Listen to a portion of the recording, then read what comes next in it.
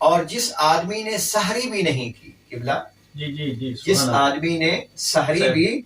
نہیں کی، وہ رات کو اس ارادے سے سویا تھا کہ صبح روزہ رکھنا ہے، لیکن اسے سحری کے وقت جاگ نہیں آئی، وہ سویا رہ گیا،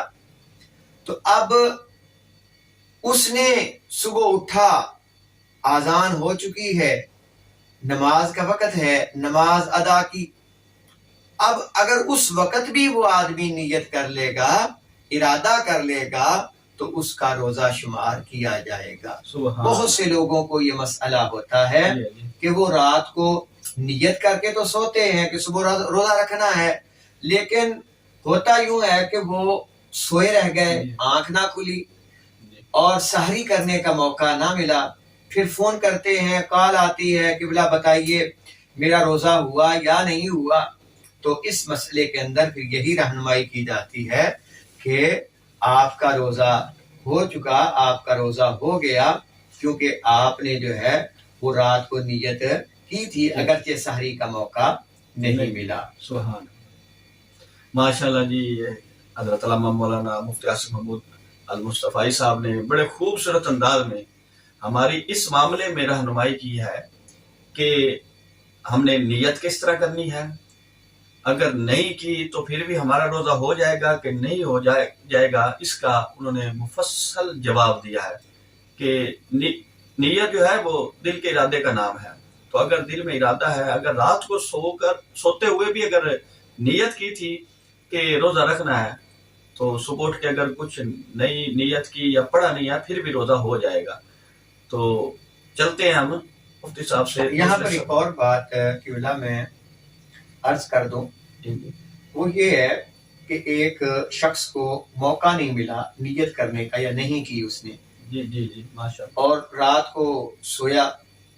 اور صبح اس کی آنکھ فجر میں بھی نہ کھلی، جی یہاں تک کہ 8 بج گئے، 9 بج گئے، 10 بج گئے، 11 بج گئے، تو اب اس وقت اس کی آنکھ کھلی، اس وقت اب اس نے ارادہ کرنا ہے نیت کا، روزے رکھنے کا، تو علماء نے بیان کیا ہے کہ ضحیٰ کبریٰ سے پہلے یعنی جب سورج جو ہے وہ ڈھلتا ہے، اس کے ڈھلنے سے پہلے ضحیٰ کبریٰ جو زوال کا وقت ہوتا ہے، اس سے پہلے اگر کوئی آدمی نیت کر لے اور اس نے کچھ نہ کھایا ہو، اس کا روزہ ہو جائے گا۔ سبحان اللہ سبحان اللہ سبحان اللہ، کیا بات، ماشاءاللہ۔ مفتی صاحب آپ نے یہ جو آخر میں جو آپ نے یہ بات کی ہے نا کہ 9 بجے 10 بجے ضحیٰ کبریٰ تک، یہ نئی بات ہے۔ عموماً یہاں تک ہی ہوتا ہے کہ